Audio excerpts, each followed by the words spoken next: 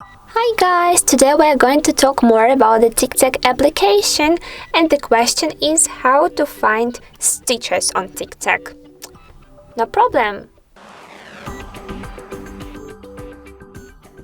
So follow our steps and find out new stitches with no problem, quickly and smoothly. So let's go to this application, TikTok application. As you can see, we are on our profile page. But we need to go to the Discover section to pick on the search bar. Perfect. Later, let's write Stitch. As you can see, this word is here. And later, let's pick the nickname of account, the stitches for which you want to find.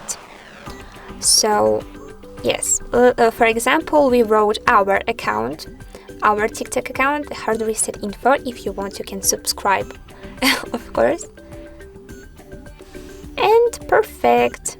Here you can find all of the stitches for which was made for the selected account. Amazing! Perfect! Guys, thank you for this watching, and if this video was useful and needful, don't forget about likes and don't forget to subscribe to this channel. So good luck to everyone. Bye bye guys.